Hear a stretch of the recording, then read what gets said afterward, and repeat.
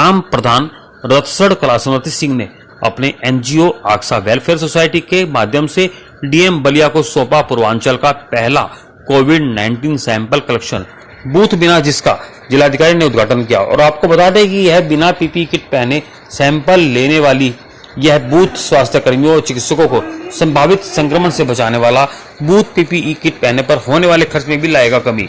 यह बूथ अपनी बड़ी बहन की प्रेरणा से राजस्थान की तर्ज पर महिला ग्राम प्रधान ने गांव में ही बनवाया। यह बूथ वहीं इस पहल पर रसकल ग्राम प्रधान स्मृति सिंह ने बताया। आइए सुनते हैं उनकी जुबानी। प्रणाम, मैं स्मृति सिंह, रसकल कला प्रधान। जी प्रधान जी, अभी पूरे जिले में सुनने में आया कोई काम ऐसा नहीं कि जैसे आपके द्वारा कोरोना महामारी का सैंपल के लिए आपने डीएम साहब को नहीं सौंपा, इसका विवरण जानकारी हमको चाहिए। क्या है, कैसे काम करता है, क्या है इसे? जी, किस उद्देश्य से आपने किया? एक्चुअली हम लोगों ने एक दिन मेरी जो मुझसे बड़ी बहन है, उन्होंने एक यूट्यूब देखा था। वो जयपुर में रहती हैं, तो उन्होंने वहाँ के एक मंत्री खाचरियावास करके हैं, उनका यूट्यूब चैनल देखा था। उस यूट्यूब चैनल में एक कोविड-19 का सैम्पलिंग बूथ बना हुआ था, जिसका वो उद्घाटन कर रहे थे। उसको देख करके दीदी ने बोला कि देखो कितना बेहतर काम है, इसमें पीपीई किट की ज़रूरत नहीं है। तो हमने उस यूट्यूब को देखा, तो हमने कहा कि जब ये इतना बेहतर कर सकता है वहाँ पे इंसान, तो ये बूथ तो हम लोग भी बनवा सकते हैं, हम लोग भी ट्राई करें एक बार। तो वही चीज़ हम लोगों ने ट्राई की और ये पूर्वांचल का पहला जो है फ़ोन टेस्टिंग बूथ कलेक्शन जो है कोरोना के लिए बनाया गया। जी, इससे क्या क्या फ़ायदे हैं? इससे तो पहला फ़ायदा है कि जो भी स्वास्थ्य कर्मी है जो कि किसी कोरोना पेशेंट का चेकअप कर रहा है, उसको कभी भी कोरोना होने की कोई चांसेस नहीं रहेंगे, क्योंकि वो बूथ के अंदर सेफ़ एंड सिक्योर है, उसे किसी भी वायरस या बैक्टीरिया का इन्फेक्शन नहीं होएगा।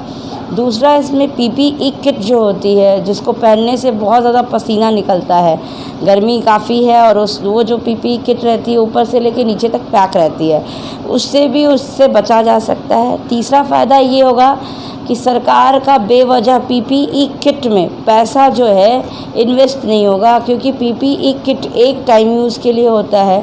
अगर आपने उसको एक वक्त पहन लिया तो आप दोबारा उसको रीयूज़ नहीं कर सकते हैं, नहीं वो वॉशेबल होता है, उसे आप उठा के जब तक डिस्ट्रॉय नहीं कर देंगे।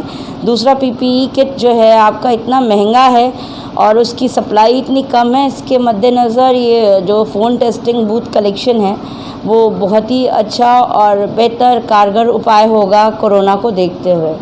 जी, हम आपसे जानना चाहते हैं उसमें लागत कितनी लगी होगी? लगभग उसमें लागत लग गई है हमारी 20,000 रुपये। जी। एक ही बना? दो नहीं, अभी तो एक ही बनाया है हमने। हमारा एनजीओ है अक्षा एनजीओ फाउंडेशन, उसके तहत हम लोगों ने इसको बनाया है। इसमें मेरे भाई साहब श्री मुक्तानंद सिंह जी अध्यक्ष हैं और दीप्ति सिंह मेरी बहन जी जो हैं सचिव हैं, और इसमें भानु प्रकाश सिंह जी जो हैं पूर्व के समाज सेवी, उनका भी काफ़ी योगदान रहा। उन्होंने है जो उसको बनाने के लिए मुझे कुछ पैसे भी डोनेट किए, और उनका जो सहयोग था यहाँ से वहाँ तक प्रशासनिक अधिकारियों से पूरा वार्तालाप करके उन्हें कब देना है सारा कुछ बैठक उन्होंने ही सारा कुछ संपन्न कराया। जी जी जी। तो इसका लागत जो लगा है वो आप लोग अपने यहाँ से लगाया? जी, नहीं, इसके लिए कोई सरकारी सहयोग नहीं। ये हमारा एनजीओ है Aksha educational and social welfare society, उसके तहत हम लोगों ने इसको जो है डीएम साहब को डोनेट किया। जी जी। हम आपसे जानना चाहते हैं क्या आगे भी इसी तरह मानसिकता है करने की? जी बिल्कुल। मैं देखिए, मेरा कुछ इंटरनेशनल एनजीओ से और एनजीओ फंड रेजर से भी बात हो रही है। मेरी अभी कल बात हुई है। मे भी पॉसिबिलिटी है कि शायद वो मेरे वर्क को देख करके, क्योंकि ऐसा वर्क जो है मेरी ग्राम पंचायत में मैंने जो कुछ भी कोरोना को देखते हुए किया है, एक्चुअली हम लोगों को कोई भी गवर्नमेंट फंड नहीं आता, एज अ प्रधान भी नहीं आता और ऐसे भी नहीं आता, तो उसको देखते हुए मैंने काफ़ी कुछ हद तक जो है कोरोना के लिए यथासंभव जितनी मेरी शक्ति हो पाई मैंने किया है, और कुछ बेहतर ही काम किए हैं। सैनिटाइजिंग टनल लगवाया और ये टेस्टिंग बूथ बनवाया, आपको मास्क है और आपका पीपीई किट भी डोनेट किया, सैनिटाइज़र, ग्लव्स, और जो आपका क्या कहते हैं विटामिन सी की गोलियाँ, सैनिटरी पैड्स इस टाइम बहुत ज़्यादा ज़रूरत है लड़कियों को, लॉकडाउन की वजह से मिल नहीं रहा है। तो मैंने काफ़ी हद तक इन सब चीज़ों पे वर्क किया है। इसको देखते हुए इंटरनेशनल लोगों ने मुझे फ़ंड रेजिंग जो है अमेरिका से एक जगह मेरी बात हो रही है, तो शायद देखिए मोस्ट प्रोबेबली उनका अगर मुझ पे फेथ बनता है तो वो ज़रूर मुझे कुछ फ़ंड देंगे, उससे मैं आगे भी उस चीज़ को कर पाऊँगी। जी जी, हम भी जानना चाहते हैं, इतने आपने एक प्रधान होते तो जिले में 1000 प्रधान होंगे, उसमें उन्होंने इस तरह के कार्यक्रम नहीं किए हैं। आपने पहले प्रधान है जो जनपद बलिया में इतिहास की तरह काम किया। नहीं, ऐसा कुछ नहीं है, हमारे प्रधान भाई लोग सभी काम करते हैं। मैं उनके कामों की हमेशा सराहना करती हूँ और मैं उनसे बहुत कुछ सीखती हूँ। ऐसा नहीं मेरे लिए पहली बार प्रधानी है, वो तो 3-3, 4-4 बार रह रहे हैं और सभी 5 उंगलियाँ बराबर नहीं होती, कोई अच्छा, कोई उससे अच्छा, कोई बेहतर, लेकिन सभी बेहतर करना चाहते हैं। अपनी ग्राम पंचायत में यही है कि थोड़ा सा मुझे जो है ये है कि मैं कुछ नया काम करूं, तो नया काम करने की चाह में ही मैं कुछ बेहतर कर ले जाती हूं। जी, आप लोगों के सहयोग से और सभी के आशीर्वाद से। जी, आपको समाज में तमाम तरह के रुचि मिले, तमाम बड़े बड़े चीज़ों को आपको सम्मान मिला, आपके अच्छे कार्यों को, आप कहाँ सोचा आपको? सम्मान के लिए तो कभी नहीं सोचा था और न ही हमने राजनीति के लिए सोचा था, सोचा तो कुछ भी नहीं था।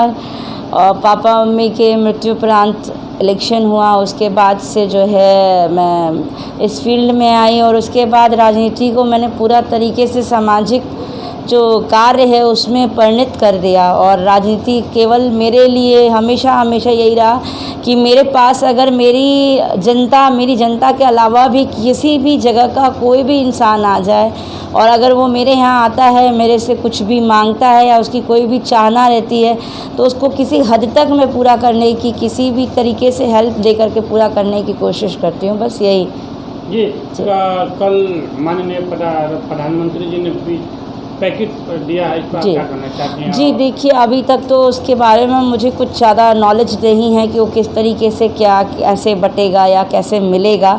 ठीक है, बस इतना है कि जितने माननीय प्रधानमंत्री जी से हम लोगों का यही अनुरोध है कि ग्राम पंचायत में ग्राम प्रधानों को कम से कम कुछ छोटा कुटीर उद्योग लगाने के लिए जो है फ़ंड दें, या हम लोगों के ही फ़ंड में से हम लोगों को ऑर्डर दें कि हम वो फ़ंड जो है छोटे छोटे कुटीर उद्योग जैसे प्लेट कप बनाना, सैनिटरी पैड्स बनाना, ठीक है, इन सब सारी चीज़ों का एक जो है हम छोटा सा फैक्ट्री लगा सकें जिसमें हम ग्राम पंचायत के लोगों को ही काम दे सकें। इस तरीके की अगर छोटी कुटीर उद्योग की स्थापना हो जाएगी तो अपने आप ही जो है यहाँ के लोग स्वावलंबी हो जाएंगे, उनको किसी के ऊपर डिपेंडेंसी की कोई आवश्यकता नहीं रहेगी। जी, प्रधानमंत्री जी ने चौथा लॉकडाउन के लिए बढ़ाने की बात कही है। जी, उन्होंने कहा चौथा लॉकडाउन लागू हो जाएगा। जी 18 मई से। जी, हो गया तो क्या आप इसी तरह कार्य आगे भी रहेगा? जी, मैं ज़रूर, मैं हमेशा ईश्वर से यही प्रार्थना करती हूँ कि मेरे दोनों हाथ हमेशा देने के लिए बने, लेने के लिए कभी ना बने। और मैं कोशिश मेरी यही रहेगी कि मैं करती रहूँ, बट यही है कि बहुत कुछ कर पाना संभव नहीं है, लेकिन हाँ मैं करूँगी धीरे धीरे, थोड़ा थोड़ा ही सही, लेकिन मैं करूँगी। कुछ मुझे लोगों का सहयोग भी मिल जाता है कहीं कहीं से, तो मैं वो भी है कि अगर बिना सहयोग के मैं भी कुछ नहीं कर सकती। मैं भी एक चीज़ों में नियम कानून हर एक चीज़ों में बंधी हुई हूँ, तो अगर मुझे सहयोग मिलता है और मेरे पास चीज़ें हैं तो मैं ज़रूर उन सब चीज़ों को जनता तक या बलिया तक, जिसको भी ज़रूरत हो, बलिया के बाहर तक भी अगर मुझे सहयोग पहुँचाना हुआ तो ज़रूर मैं पहुँचाऊँगी। जी।